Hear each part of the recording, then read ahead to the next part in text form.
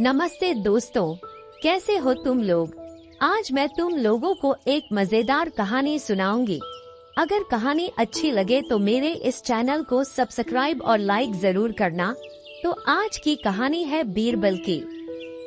बीरबल बहुत नेक दिल इंसान थे।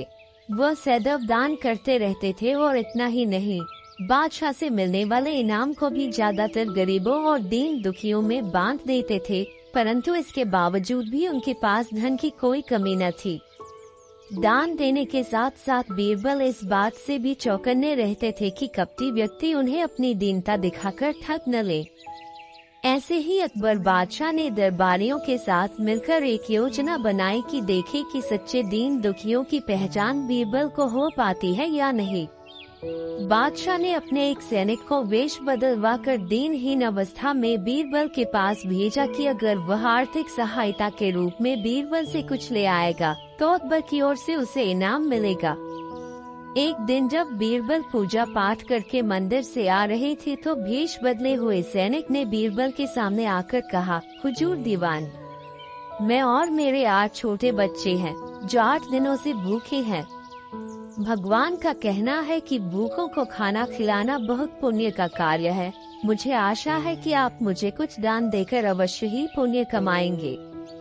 बीरबल ने उस आदमी को सिर से पांव तक देखा और एक क्षण में ही पहचान लिया कि वह ऐसा नहीं है जैसा वह दिखावा कर रहा है।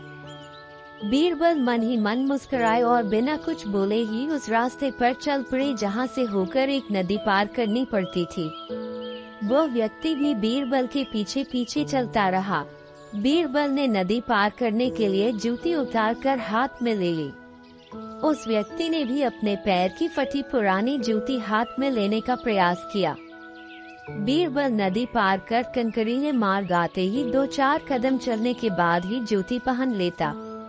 बीरबल ये बात भी गौर कर चुके थे कि नदी पार करते समय उसका पैर धुलने के कारण वह व्यक्ति और भी साफ सुथरा, चिकना, मुलायम गोरी चमड़ी का दिखने लगा था, इसलिए वह मुलायम पैरों से कंकरीले मार्ग पर नहीं चल सकता था।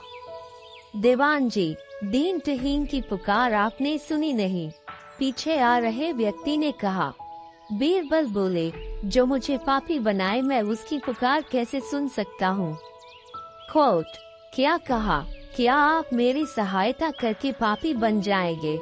हाँ, वह इसलिए कि शास्त्रों में लिखा है कि बच्चे का जन्म होने से पहले ही भगवान उसके भोजन का प्रबंध करते हुए उसकी माँ के स्तनों में दूध दे देता है, उसके लिए भोजन की व्यवस्था भी कर देता है। ये भी कहा जाता है कि भगवान इंसान को भूखा उठाता है पर भूखा सुलाता नहीं है। इन सब बातों के बाद भी तुम अपने आप को 8 दिन से भूखा कह रहे हो। इन सब स्थितियों को देखते हुए यही समझना चाहिए कि भगवान तुमसे रुष्ट है और वह तुम्हें और तुम्हारे परिवार को भूखा रखना चाहते हैं, लेकिन मैं उसका सेवक हूँ। अगर मैं तुम्हारा पेट भर दूँ तो ईश्वर मुझ पर रुष्ट होगा ही। मैं ईश्वर के विरुद्ध नहीं जा सकता, न बाबा ना। मैं तुम्हें भोजन नहीं करा सकता क्योंकि यह सब कोई पापी ही कर सकता है। बीरबल का ही जवाब सुनकर वह चला गया। उसने इस बात की बादशाह और दरबारियों को सूचना दी। बादशाह अब ये समझ गए कि बीरबल ने उसकी चालाकी पकड़ ली है। अगले दिन बादशाह ने बीरबल से पूछा, बीरबल, तुम्हारे धर्म कर्म की बड़ी चर्चा है पर तुमने कल एक भूखे को निराश ही लौटा दिया, क्यों? आलम अपना, मैंने किसी भूखे को नहीं बल्कि एक ढोंगी को लौटा दिया था और मैं ये बात भी जान गया हूँ कि वह ढोंगी आपके कहने पर मुझे बेवकूफ बनाने आया था।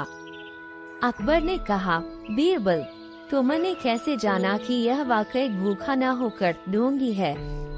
उसके पैरों और पैरों की चप्पल देखकर ये सच है कि उसने अच्छा भेष बनाया था, मगर उसके पैरों की चप्पल कीमती थी। बीरबल ने आगे कहा, माना कि चप्पल उसे भीख में मिल सकती थी, पर उसके कोमल मुलायम पैर तो भीख में नहीं मिले थे, इसलिए कंक की गणन सहन न कर सके। इतना कहकर बीरबल ने बताया कि किस प्रकार उसने उस मनुष्य की परीक्षा लेकर जान लिया कि उसे नंगे पैर चलने की भी आदत नहीं, वह दरिद्र नहीं बल्कि किसी अच्छे कुल का खाता कमाता पुरुष है। बादशाह बोले, क्यों न हो, वह मेरा खास सैनिक है। फिर बहुत प्रसन्न होकर बोले, सचमुच बीरबल, माँ दौलत तुमसे बहुत खुश हुए। तुम्हें धोखा देना आसान काम नहीं है। बादशाह के साथ साजिश में शामिल हुए सभी दरबारियों के चेहरे बुझ गए।